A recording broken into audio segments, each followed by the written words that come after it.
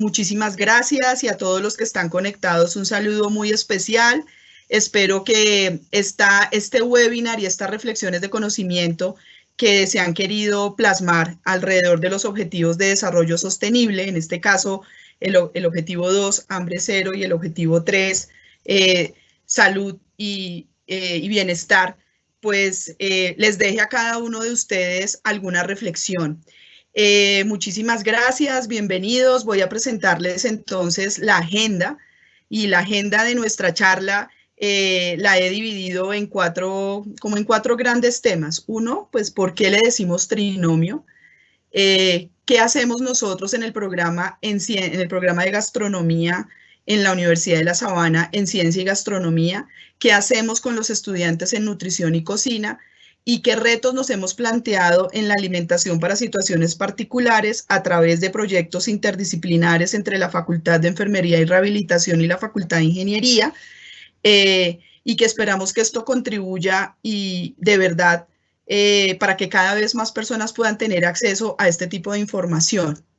Entonces, en esta primera parte ustedes pueden ver tres círculos o nuestros tres conjuntos con una intersección, y los quisimos denominar desde hace más de 5 años en la escuela como un trinomio cuadrado perfecto. En este caso, siempre pensamos que el trinomio nos va a ayudar a desarrollar esa parte de interacción de la ecuación para hacer desarrollo de alimentos. Es la ciencia, la cocina y la nutrición. ¿Cómo se unen estas tres en ese trinomio cuadrado perfecto? Les voy a presentar unas reflexiones que no son mías, pero son de un primer congreso de ciencia y cocina de Science and Cooking realizado por la Universidad de Barcelona el año pasado, en la cual tuve la oportunidad de participar y también estar en unas mesas de discusión para sacar unos manifiestos que puedan ser, digamos, llevados a todos los programas profesionales de gastronomía en el mundo. Y aquí vemos cómo la cocina, y lo estamos viviendo en estos momentos de pandemia, porque pues de todas maneras esto nos cambió a todos, y así el que no cocinara, el que cocine mucho, el que cocine poco, pues realmente la cocina se volvió parte de nuestro ser. Así lo hemos visto cómo ha evolucionado continuamente y le ha tocado adaptarse a esos cambios sociales, económicos, éticos y de estilo de vida. Entonces debemos estar preparados para entender esos cambios.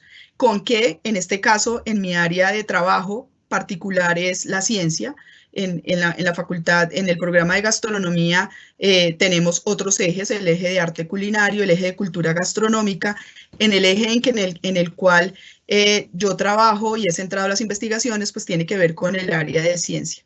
Así también, en este congreso, ese manifiesto que quedó declarado es cómo a través de las otras disciplinas, y lo hemos visto y nos está pasando en este momento, es fundamental para generar nuevo conocimiento.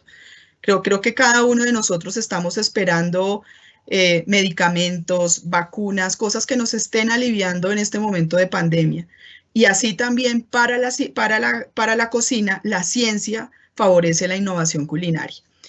El otro grande manifiesto que tiene que ver con ese tercer elemento de nuestro trinomio, que es la nutrición, ese manifiesto que nos dice que el propósito de la cocina es modificar los alimentos. Lo vemos cada día para que sean más adecuados para el hombre, porque en realidad, ¿qué queremos? Que sean buenos para comer, que nos sepan muy bien, buenos para pensar, que nos nutran, que nos ayuden cada día a estar alertas y, por supuesto, buenos para la salud. Entonces, esto es el soporte por lo cual en este webinar, en esta conferencia, lo he querido denominar trinomio cuadrado perfecto entre ciencia, cocina y nutrición para el desarrollo de los alimentos. Entrando a nuestro tema de cómo manejamos la ciencia y la gastronomía en nuestro programa profesional, pues empezamos a hacerle una inmersión a nuestros estudiantes al conocimiento de las materias primas. Y ese conocimiento y esas características de las materias primas en realidad van reflejadas en, por ejemplo, en este ejemplo, ¿no? El conocimiento del estado de maduración de un plátano o de un banano, como se conoce en nuestra región, el conocimiento de su estado de madurez, y está en su relación con los componentes nutricionales que generan algún efecto benéfico para la salud o benéfico o alguna propiedad también culinaria. Entonces, ¿por qué no usamos, por ejemplo, bananos que tengan poco índice de madurez? Sabemos que tienen una fuente de polisacáridos muy importantes o carbohidratos polisacáridos muy importantes llamados prebióticos que pueden ayudar a la salud intestinal. A medida que se va aumentando su índice de madurez, estos polisacáridos, digamos, van bajando y va aumentando el contenido de azúcar y a medida que tenemos más índice de madurez, vamos generando mayor azúcares. Entonces, por eso todos los vemos por los influencers, Instagramer, como cada vez se pone más de moda el banano para hacer pancakes, para hacer panes, porque el conocimiento culinario pues da esa formación y el conocimiento en ciencia nos puede dar es para qué lo puedo emplear. Esto es un modelo de infografía que es muy importante para nosotros, un poco desde la ciencia, y el reto que tenemos desde la ciencia es hacer que las cosas lleguen de una manera fácil y de fácil interpretación. Tal vez en los papers que nosotros estamos acostumbrados a escribir le llegan a muy poca gente, pero si logramos plantear o plasmar esa información que sacamos en los papers en infografías como estas, que aquí lo ven, no son de mi autoría, sino ustedes las pueden encontrar en Facebook o en cualquier red social, pues muestran de una forma muy amena esas características, por ejemplo, en este caso del chocolate, muy usado en esa parte de la gastronomía tan importante como es la chocolatería. Y lo que uno puede ver es cómo a medida que tenemos un chocolate más blanco, va a tener menos contenidos de sólidos y esos contenidos de sólidos le van a dar unas características químicas que van a ser, digamos, importantes para definir en qué aplicación va. Aquí les quiero mostrar un mini video, simplemente para que ustedes se pregunten, bueno, ¿y estos frasquitos qué son? Piensen ustedes que están allá, ¿qué puede ser? Si yo les digo que esto es repollo morado, con el cual muchos cocineros, chefs, hacen preparaciones creativas o hay unas preparaciones muy sencillas desde la cocina con las cuales se pueden hacer arroces de colores. Entonces, este es un ejemplo de cómo los estudiantes, a través de entender por qué cambia el color y el tono de un pigmento a través del estudio de sus propiedades por cambios de pH. Aquí podemos ver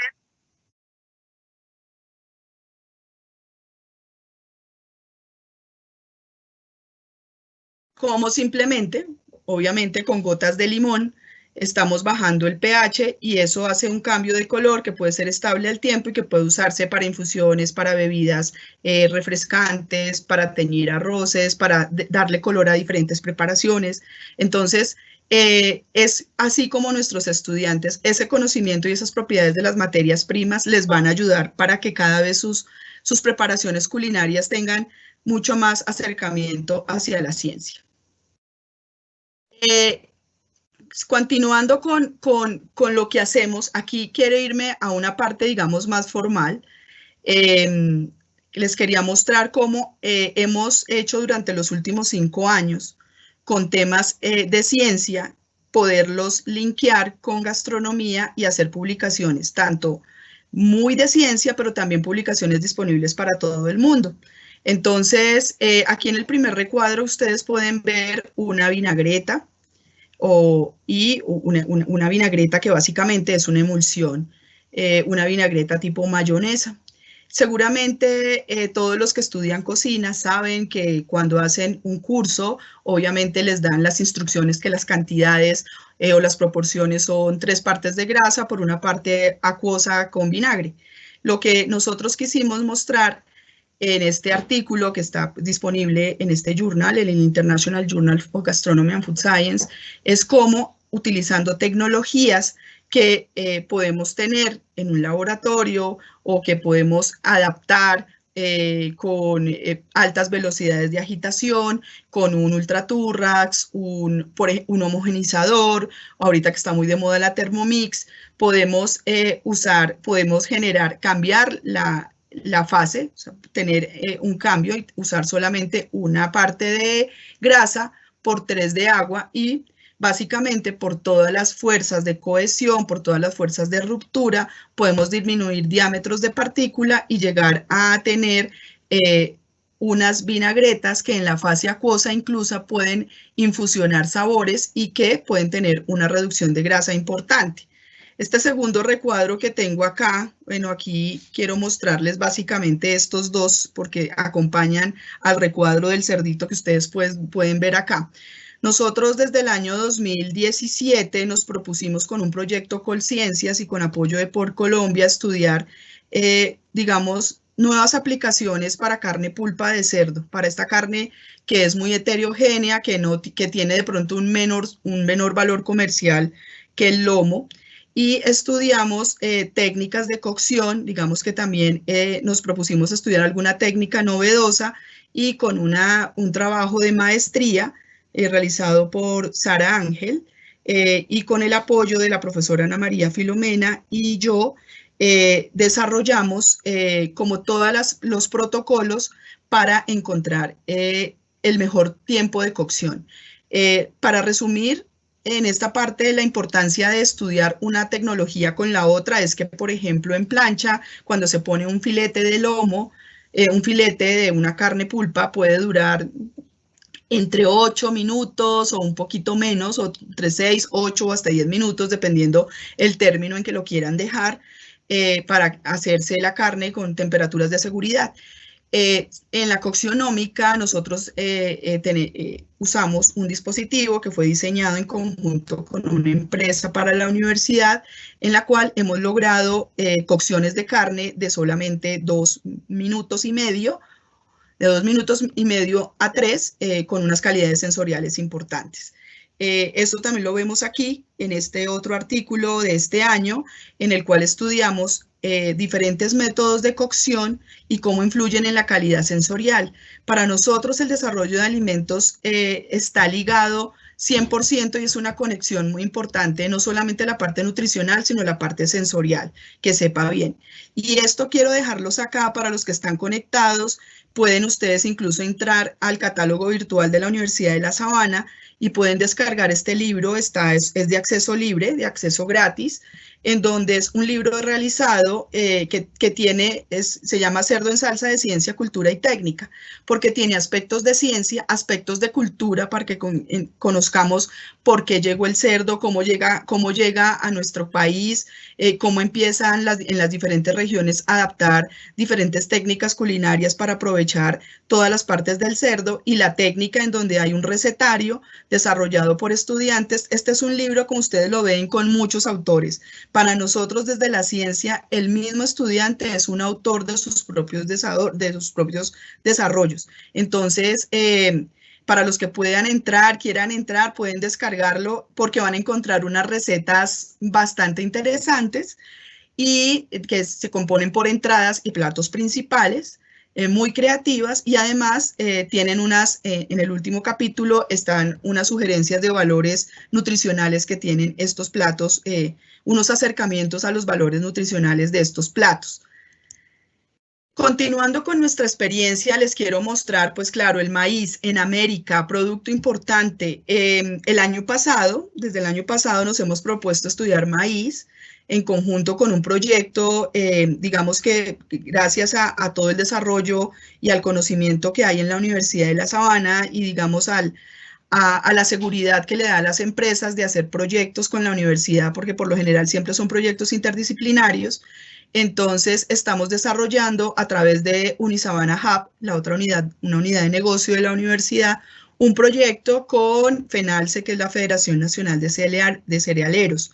Con ellos estamos evaluando de las diferentes calidades de maíz que se producen en algunas regiones. En este caso, quiero mostrarles solo un ejemplo de una variedad del maíz del Tolima comparado con la calidad del maíz importado.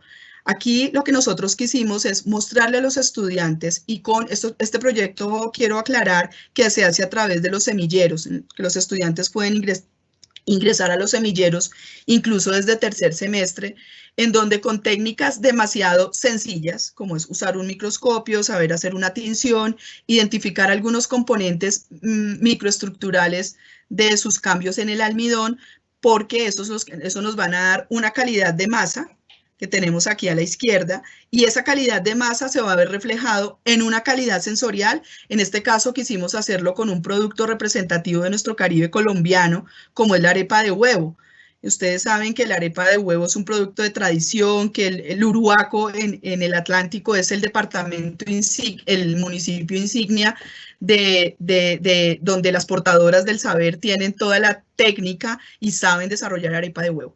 Entonces, este póster fue desarrollado por 2 estudiantes del programa de gastronomía que están en 4º y 5º semestre, por Eliana y por Carlos Ortiz, con Eliana Trejos y Carlos Ortiz.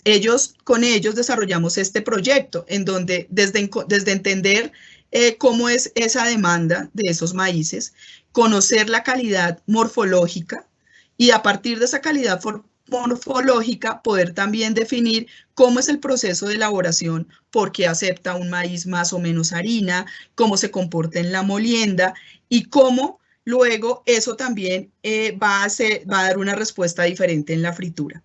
Estos resultados digamos que los estamos pronto los publicaremos, seguramente ya con el aval de FENALCE, para mostrar más a profundidad lo que se encontró en cuanto a hidratación, cocción, pruebas de preferencia de tipos de maíz, porque nos da una característica de más crocancia o menos crocancia cada uno de esos maíces.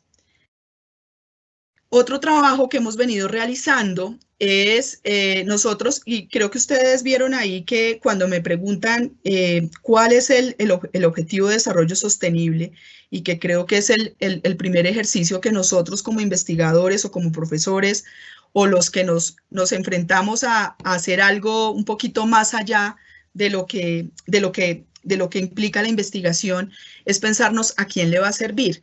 Y en este tema de hambre cero nos encontramos con el chontaduro. El chontaduro es un fruto, una palma, que se da en muchas regiones, en el Pacífico, que tal vez en Cali, que lo conocemos que se come con sal, lo conocemos que en Ecuador y aquí en la zona más andina, en Cundinamarca, se le dice cachipay, que en Perú se le llama pijuayo o pejillame en Costa Rica y Panamá. Digamos que hay muchos estudios, o pues no muchos, hay estudios en donde muestran sus propiedades, pero en realidad no se ha podido migrar como a las comunidades una forma sencilla de poder usar ese chontaduro. O sea, y cuando digo una forma sencilla es que el fruto le permanezca, o sea, transformar ese fruto en un algo pueden ser hojuelas, puede ser harina, que además pueden ser usados para muchas formulaciones, para muchas preparaciones. Esto, por ejemplo, hablando con un chef profesor de la universidad, Daniel Jiménez, que es experto en el área de pescados y mariscos, decía, qué bueno poder tener una harina de chontaduro para hacer una muy buena cazuela de mariscos. Entonces, pero para eso, ¿qué necesitamos? Necesitamos conocer las propiedades. Yo quería ponerles aquí unos datos simplemente para ver cómo y eso le decimos a los estudiantes, cómo al conocer las propiedades podemos saber en qué lo podemos utilizar. Si ustedes lo ven, estas cantidades de esta composición, como un 40% de almidón, 6% de proteína, que es relativamente alto, y una grasa de 10%, hacen que la harina como tal tenga unas capacidades emulsificantes bastante interesantes. Y eso lo podemos nosotros, obviamente con la ciencia, verlo más fino con microscopía óptica. Y también lo que estamos tratando de hacer es viendo si aplicando una tecnología como el ultrasonido podemos generar, por ejemplo, pancakes. Estos son hechos por estudiantes con una rheología más elástica, o sea, más esponjosos, menos esponjosos, pero por ejemplo, aquí quiero chiviar a mi colega con la que trabajo todo el tiempo, que es Ana María Filomena.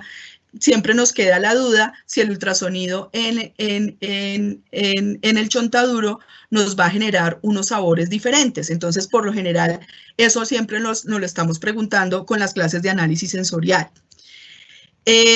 Siguiendo como con lo que trabajamos en ese trinomio, y aquí es el binomio ciencia-gastronomía, también Colombia, nosotros tenemos este es un trabajo que queremos presentar el otro año en un congreso internacional, en donde también estos temas de qué surgen de lo que nos dicen los chefs día a día. ¿Qué hago?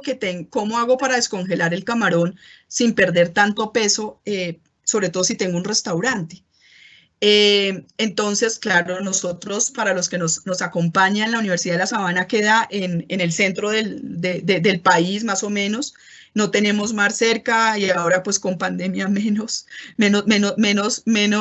el tema de viaje en avión. Si queremos consumir camarones, nos toca consumirlos congelados. Entonces, por lo general, en las preparaciones se hace necesario entender el efecto de congelación y de congelación y cocción, perdón, del camarón. Nosotros en este grupo nos propusimos con el semillero, con una gastrónoma que nos acompaña, que es María Alejandra, a estudiar cuál sería la mejor forma o tecnología o procedimiento para descongelar que me dé el menor cooking loss, o sea, la menor pérdida de cocción por peso. Esta gráfica básicamente les muestra aquí abajo cómo la menor pérdida de cocción está dado por los tratamientos de brining con ultrasonido, por ejemplo, en algunos casos, por ejemplo, aquí estamos viendo cómo el sous vide con el brining me está generando mayor pérdida de cocción. Esto es para tomar decisiones, para saber, bueno, yo qué voy a hacer, en cuánto tiempo. Esto es un experimento que hicimos durante 5 minutos para ver ese momento de descongelación, cocción. Pero, como les contaba, para nosotros la aplicación de las tecnologías y las técnicas no la hacemos si realmente no tiene una respuesta sensorial importante. Ustedes pueden ver aquí en esta gráfica de abajo que las barritas negras significan que es el camarón hervido el que me da mejor respuesta en apariencia. O sea, no tengo que aplicar tanta tecnología, sino solamente con el hervido. Y si quisiera yo utilizar otra tecnología, de pronto por mejorar tiempos y demás, tendría que siempre analizar estos tipos de radares y ver cuál se me acerca al que tiene mayor aceptabilidad. Entonces, seguramente para el caso de los camarones, nos centraremos en estudiar cómo mejorar esa condición de hervido para que el camarón, por ejemplo, no pierda tanto color. Entonces, estos son tecnologías que a nosotros nos dan herramientas para la toma de decisión y que el estudiante las pueda ver que son de fácil aplicabilidad y relevancia práctica para su trabajo. Otro trabajo importante es que, como ustedes ven, digamos que cuando ustedes dirán, han combinado muchas cosas con ultrasonido, claro. Siempre decimos, trabajamos con lo que tenemos. Entonces, el ultrasonido pues es un equipo que tenemos con sonda y nos ha ido muy bien para emulsificar y hacer muchas cosas. Entonces, queremos ver cómo poder ayudar también a mejorar protocolos y procedimientos. También este tema surge dado, digamos, por un chef que es Alex Salgado. Alex nos acompaña también. Aquí les quiero dar también una chiva o primicia, es que vamos a lanzar un libro que se llama Chontaduro y Coco, también y va a tener recetas igual, o sea, recetas con chontaduro, coco y camarón, para meterlo, digamos, mucho más como en nuestras preparaciones. El chef Alex siempre nos dice, bueno, es que yo con mi restaurante o mis amigos cocineros, los que hacemos cocina asiática, los que hacemos preparaciones que usamos mucha leche de coco, por lo general los restaurantes prefieren traer leche importada. Creo que Alex ha sido uno de los que ha potenciado, y los que lo conocen y lo siguen en las redes se dan cuenta del trabajo de él con las comunidades. Entonces, claro, una comunidad nos puede traer una leche de coco y lo que nosotros podemos ver es cómo mejorar esa estabilidad aplicando estabilizantes y aplicando sí o no tratamientos de estabilidad. Pero siempre ese tratamiento con estabilizantes va ligado desde el tipo sensorial. O sea, yo puedo decir que le puedo aplicar una goma Santana a una leche de coco para que esta fase que ustedes ven acá, estos son trabajos que hemos desarrollado con el semillero, con los estudiantes. En este estuvo Ivana Castel y María Alejandra, y entonces ustedes pueden ver cómo lo que queremos es que esta fase, que es más blanquita, pues sea más larga, y lo tratamos de hacer con estos tipos de emulsificantes comparando con las tecnologías de ultrasonido. Pero siempre me voy a este cuadrito que tenemos acá a la derecha. Para nosotros es importante sí o sí esta valoración sensorial. ¿Cuál se acerca más a este que es el de mayor preferencia? ¿Y cómo logramos acercarnos? Como por ejemplo un descriptor para la leche de coco y ese sabor tan importante graso que lo transmiten sus ácidos grasos de cadena corta. Entonces es muy importante, por ejemplo, ver cómo las tecnologías nos ayudan a ver que se potencia este descriptor. Entonces, son temas de trabajo muy importantes, los estudiantes lo realizan en los semilleros como opción de grado y quiero decirles que es para mí cada día ver cómo ellos, cada estudiante de gastronomía, con todo el amor que le tienen al arte culinario, van trasladando los temas de ciencia. Este es un proyecto que llevamos en donde la investigadora principal es Ana María Filomena. Ella se ganó este proyecto en una convocatoria de Colciencias. Es un proyecto que lleva vigente desde el año pasado y lo hemos catalogado, es un proyecto dentro de nuestros Novel Foods. Y es un proyecto muy importante porque es romper una barrera dentro de lo que se ha llamado la neofobia, como lo miedo a lo nuevo. Estamos estudiando el proyecto, es un proyecto de Colciencias con una empresa que se llama Artro Foods y la Universidad de La Sabana. Y estamos evaluando la calidad de harina de grillos que se están, digamos, asentando, se está haciendo un desarrollo con otro proyecto que lleva la profesora Diana Bernot en el municipio de La Mesa, aquí en Cundinamarca. Entonces se están sacando harinas de grillo. Quiero contarles básicamente que por qué harina de grillo dirán muchos. La harina de grillo tiene un contenido de proteína muy importante, o sea, en seco casi que al 60% de proteína. O sea, si ustedes piensan en esa cantidad, es una cantidad demasiado importante. ¿Y eso qué ventaja tiene? Que al tener alto contenido de proteína, yo lo puedo usar en concentraciones bajas, incluso del menos de 20%, en formulaciones como por ejemplo de pan. Y lo que estamos viendo es cómo podemos aumentar la calidad de la proteína sin alterar las características sensoriales. Lo mismo, para nosotros desde gastronomía cada vez se vuelve más importante, y esto es un llamado a todos los que trabajamos en ciencia. No podemos pensar en que vamos a desarrollar una tecnología o aplicar una tecnología sin antes conocer cuáles van a ser los cambios sobre el producto.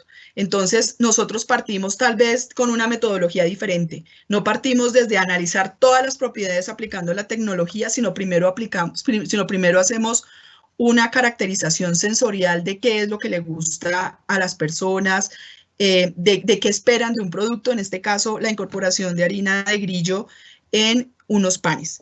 Créanme que cuando hacemos esto, o cuando la profesora Ana María hace estos paneles sensoriales, lo que evita es decirles qué es, porque la palabra neofobia es eso, invitar a las personas que vengan y hagan un panel sensorial de un producto con harina de grillo. Muchos como que dicen que no. Después de que lo prueban, les contamos, ¿no? Como cuando la mamá le decía a uno que les daba remolacha con hígado, cosas así. Entonces, ustedes pueden ver acá, simplemente en estas barritas, podemos ver en una barrita aquí una barrita que califica de 1 a 10, la parte sensorial. Vemos, por ejemplo, que este es el control, solo con harina de trigo, por ejemplo, y vemos cómo las diferentes concentraciones se acercan mucho. Hay incluso unas que se vuelven más favoritas que el control.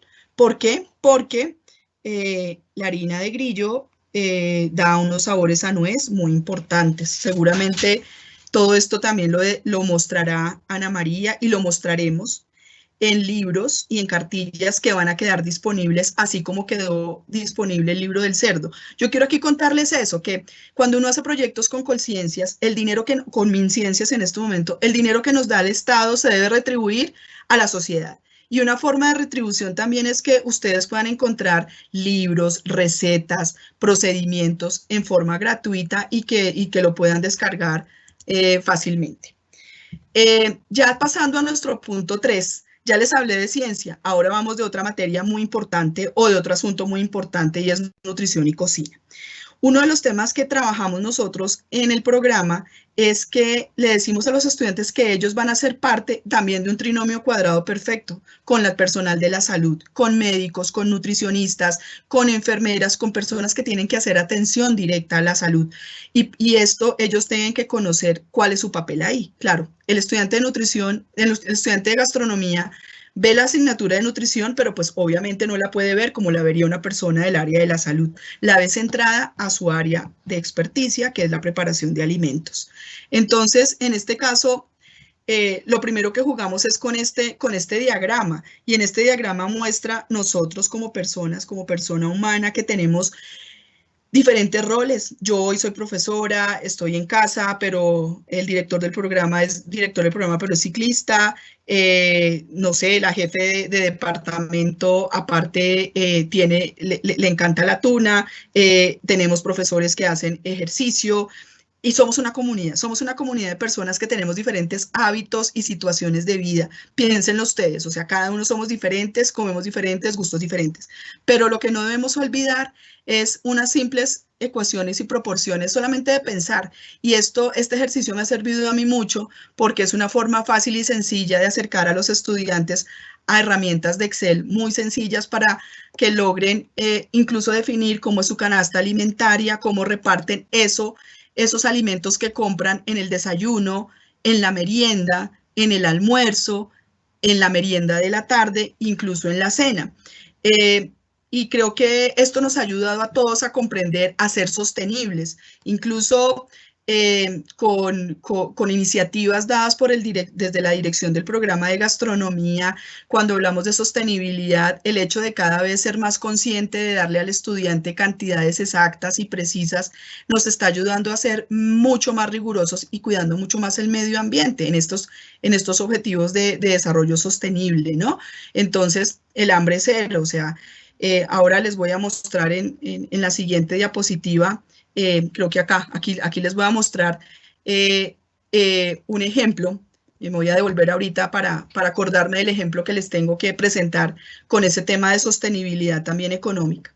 Entonces, así vemos que la nutrición y la cocina es entender esa función, y aquí lo puse como en el nombre rimbombante, pero son los macro y microcomponentes. Los macros son las proteínas, los carbohidratos, saber que los carbohidratos no todos son malos, que tenemos carbohidratos de efecto prebiótico, que tenemos carbohidratos importantes, muy, muy importantes como fibras, y que hay otros que son los azúcares añadidos. Tenemos proteínas, tenemos lípidos, el agua, que es muy importante en los alimentos, y microcomponentes que están muy de moda para todas estas situaciones que nos hablan de estrés, que debemos comer más productos verdes, más productos amarillos, más productos rojos con antocianinas o con betacarotenos, como por ejemplo en el caso del chontaduro.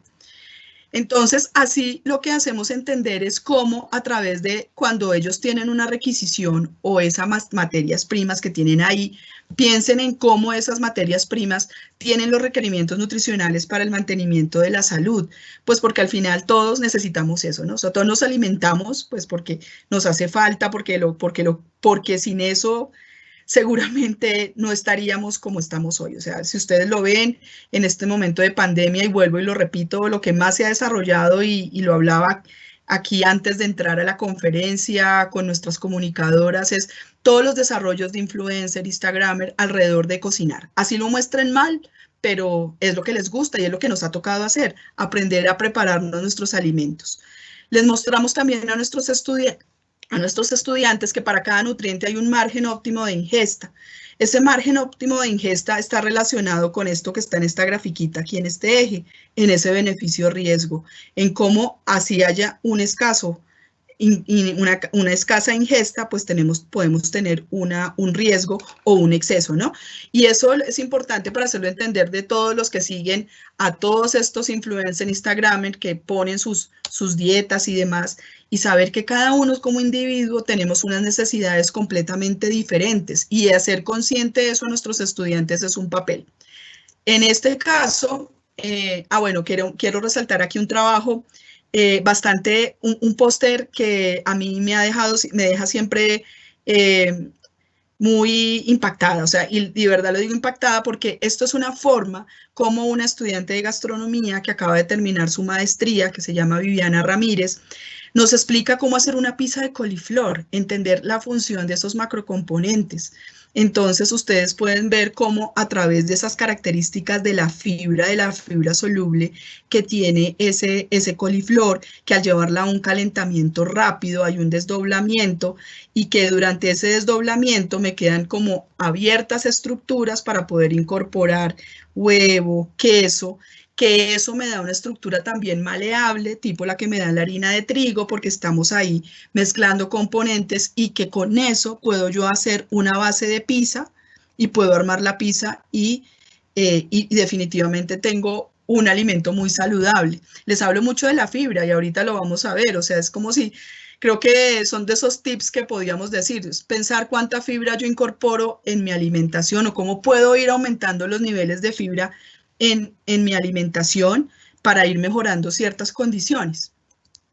Aquí les decía, en esta sí quería mostrarles lo de sostenibilidad económica. Otro reto que le ponemos a los estudiantes es que ellos sean capaces, con 5.000 pesos, de hacer un listado de ingredientes, cantidades, para hacer un menú completo para una persona. Ese menú completo involucra desayuno, medias nueves, almuerzo o cena.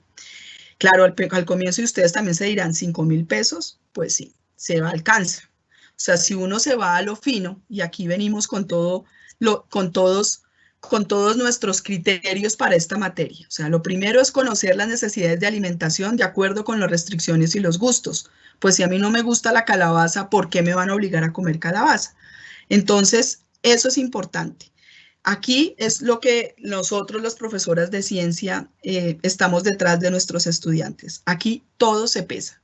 Nosotros no dejamos al ojo una estandarización. Nosotros hasta las pizcas pesamos. Cuando el estudiante se da cuenta, sobre todo cuando tienen el reto más importante, que es de las dietas bajas en sodio, poder cocinar rico utilizando menos cantidad de sal, creo que son de los retos o de los challenges, como lo queremos llamar, más importantes para ellos. Pero lo que nos hemos dado cuenta es que lo que más mueve a nuestros estudiantes es la alimentación con propósito. Y ese propósito, entonces, lo que hacemos es, ustedes tienen que ser capaces de preparar comida bien hecha, bien presentada, para que cualquier persona que no le guste un vegetal o que le parezca que no es una forma, que crean que comer sano y saludable es costoso, cambien esa percepción. Y siempre nuestras monis, nuestras adoradas monis de la universidad que extrañamos, siempre nos acompañan a ser nuestras evaluadoras de nuestros platos, siempre quieren saber cómo se prepara, cómo hacer y cómo llevar eso a sus casas. Entonces, esto es uno de los efectos mucho más importantes dentro de ese tercer objetivo del desarrollo sostenible, que es la salud y el bienestar. Ya yéndonos a temas un poquito más de ciencia, hay un concepto importante que es saciedad y llenura. Digamos que este concepto se ha estudiado, pues digamos que los artículos, la literatura científica que hay, está soportada desde grupos de psicología y grupos de medicina, porque obviamente se estudia el tema de percepción, pero también se estudia la respuesta hormonal de ese nivel de saciedad y llenura. Aquí solamente les quería poner que proteína y fibra, siempre queremos pensar cuando hacemos talleres de saciedad y llenura, es como hacer el análisis de eso, porque la proteína y la combinación de proteína y fibra generan saciedad y llenura en un diseño de plato. Yo les quiero dejar aquí, este es un ejemplo que lo saqué de un artículo, y quiero contarles este artículo, ya les voy a contar quién lo hace, pero porque no quiero pasar a la siguiente frasecita. Quiero que ustedes se detengan y miren, y ahí tienen la respuesta, pero miren la diferencia que hay entre el plato B y el plato A. Aquí, miren abajo la descripción. ¿Qué nos muestra? Tenemos un plato con proteína y fibra, la fibra que nos dan los vegetales, la proteína, pero además está montado en dos platos de diferente diámetro.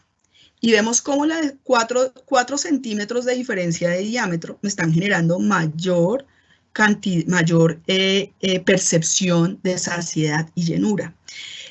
Puede ser, esos son tips que salen a veces, pero cuando uno lo encuentra validado en una revista importante como es Appetit, cuando tuve la posibilidad o cuando analizo este artículo, encuentro, y lo que más me gusta de todo esto es encontrar que son 4 grupos interdisciplinarios. Es un grupo de psicología, un grupo de turismo y negocios, porque claro, para ellos, si uno quiere montar un tema, un sitio para restaurante de vacaciones, qué diámetro de platos compro, cómo hago, ese tema es muy importante.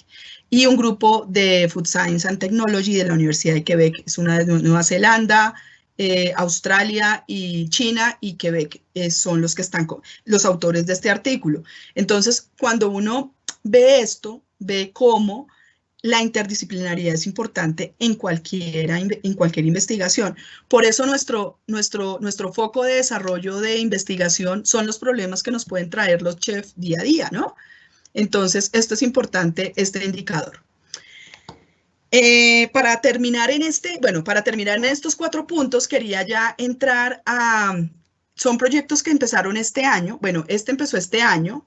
Por pandemia, no, obviamente estamos en toda la planeación del proyecto. Ya hemos hecho algo con estudiantes a nivel de planeación de menús, y es que nos ganamos este proyecto en conjunto con la Facultad de Enfermería. La Facultad de Enfermería y Rehabilitación nos invitó a participar en este proyecto. Fue un proyecto que nos lo ganamos de la universidad para entender el automanejo de la salud en personas con diabetes mellitus tipo 2 residentes en esta región de Sabana Centro. ¿Y cuál es el papel de los estudiantes de gastronomía?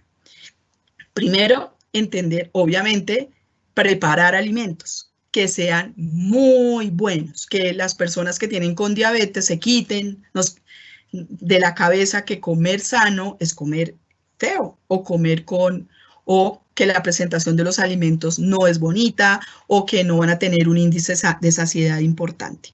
Entonces, el hecho de que nosotros y nuestros estudiantes sean conscientes de que una dieta sana pueda prevenir y reducir el riesgo de enfermedades es lo primero. Y así empezamos a meternos en temas que para ellos de pronto son un poco alejados. Pero empezamos a estudiar eso, a estudiar cómo nuestros alimentos, o sea, miramos las tablas que hay internacionales de índice glicémico de los alimentos y lo comparamos con los alimentos que tenemos disponibles en la región Sabana Centro. ¿Para qué? Para poder diseñar productos que puedan, como este diagrama, diseñarse en productos que puedan encontrar fácilmente en la plaza de mercado de su municipio, en la tienda del vecino, puedan hacer esta combinación y llegar a explicarles de una forma muy fácil y muy sencilla cómo combinar esos alimentos de acuerdo al índice glicémico. Aquí hay una recomendación que los pongo de la Organización Mundial de la Salud. Eso es muy importante que lo sepamos. Cada día se trabaja mucho más en eso, en el consumo de fibra, que también va a ayudar a regular muchas cosas, ayudar a regular los niveles de triglicéridos, a ayudar a regular también la respuesta de la glucosa en la sangre. Entonces, con los estudiantes nos hemos propuesto hacer en nuestras tablas de Excel, en nuestras preparaciones, evaluar sobre todo en este proyecto cuánta fibra, todos los alimentos, cuánta fibra, como el desayuno, una merienda, el almuerzo, estamos comiendo y cómo le podemos subir la fibra. Y les cuento acá, un estudiante que está trabajando con nosotros, que se llama Esteban Papagayo, entonces me decía, listo, entonces vamos ahora a pensar cómo le subimos la cantidad de fibra a las arepas de maíz. Las arepas de maíz, que todos los consumimos aquí, esto no es nuestro producto bandera, creo que todos desayunamos o comemos en la semana por lo menos 2 veces una arepita de maíz. Encontramos que si cogemos, por ejemplo, también lo sacamos de un ejercicio realizado en el laboratorio de bioquímica, que si nosotros cogemos, dejamos una avena con agua, muchos polisacáridos importantes, fibras solubles, van saliendo en esas agüitas donde dejamos nosotros remojar ciertos cereales. Y si remojamos la harina de maíz con ciertas aguas de remojo, o sea, como residuos de otros protocolos, seguramente estamos aumentando ciertos tipos de fibra soluble. Entonces, estamos dando nuestros primeros pinos en ese concepto, pero lo más importante es que siempre vamos en conjunto con personal de salud. Una premisa que trabajamos es que un estudiante de gastronomía obviamente no puede recetar, no puede, un estudiante de gastronomía va a acompañar la función que hace un médico, un nutricionista y en este caso las personas que están encargadas de suministrar alimentación y nos ha ido bastante bien.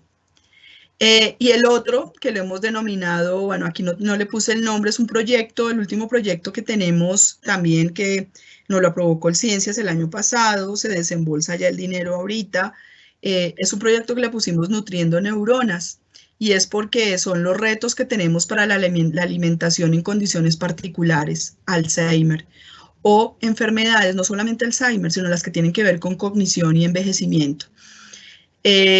Yo quiero, seamos conscientes de que, y estos datos ustedes seguramente los han escuchado en muchas otras conferencias y demás, y sabemos que nos estamos envejeciendo, pero esa tasa de envejecimiento que al 2030 se tiene prevista, pues es importante.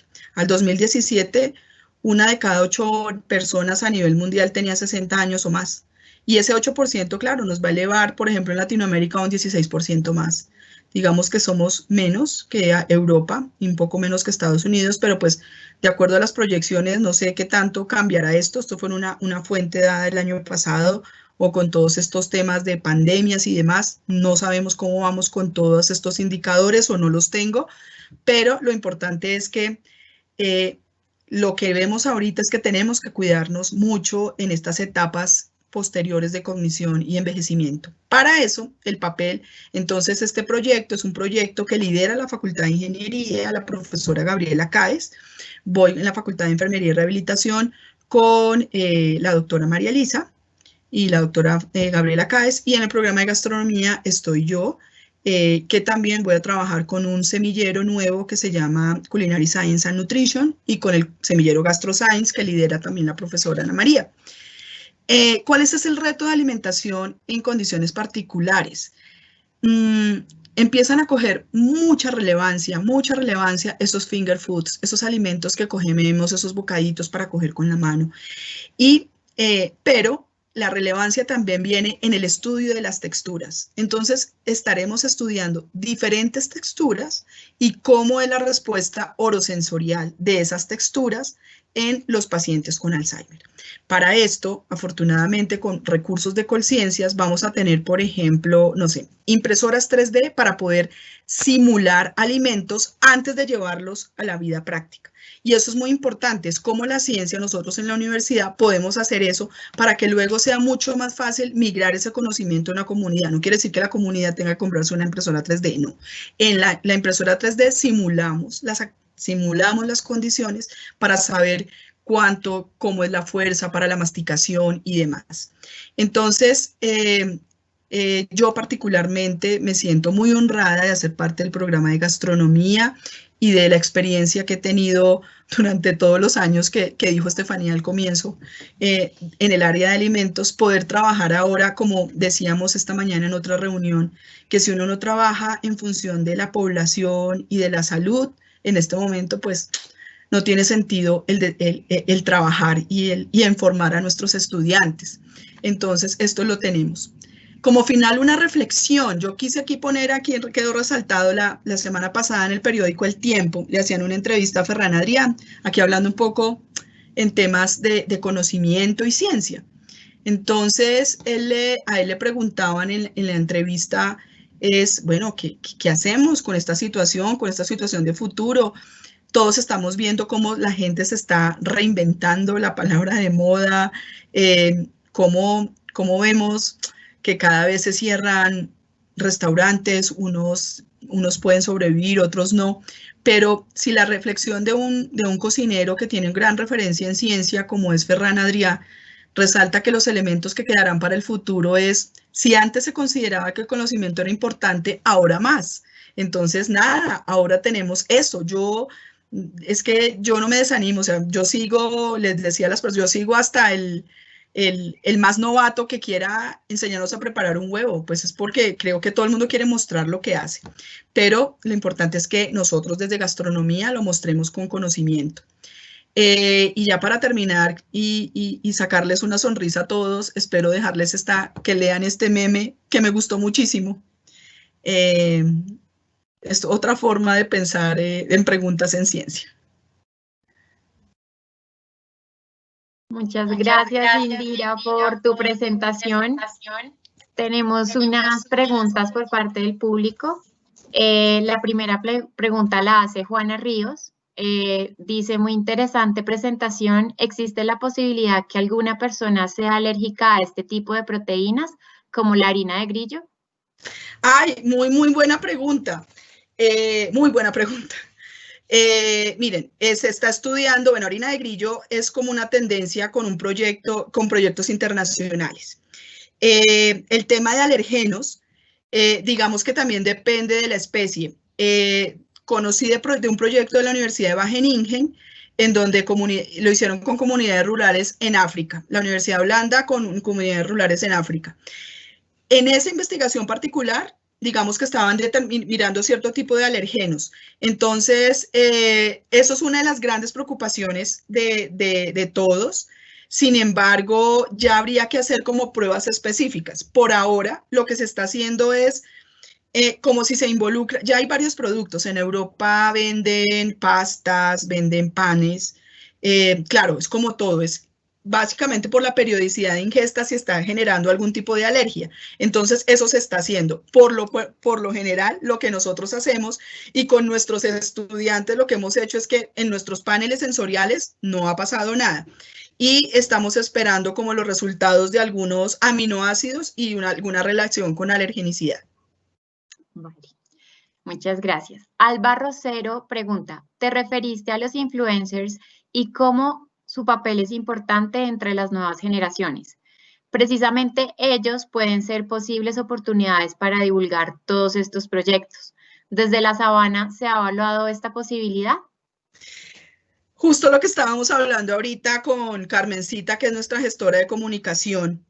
Lo que queremos es, hoy lo decía en un chat, tal vez el papel de nosotros los que hacemos ciencia y estamos back office o como Betty la Fea aquí atrás, tenemos que llegar más fácil a que estos influencers también sean capaces de coger esta investigación, estas informaciones con esos tipos de infografías como la que tiene Viviana Ramírez, que los animo a que la sigan por Gastronizabana, porque me parece que es una forma muy fácil, ¿no? De cómo con infografías muy sencillas piensen que yo me hago más bien unos póster demasiado técnicos científicos, pero no, cómo con infografías científicas, científico-técnicas, puede ser mucho más fácil llegarle a todo el mundo. Vale, muchas gracias. Y por último tenemos la pregunta de Karina Rivera.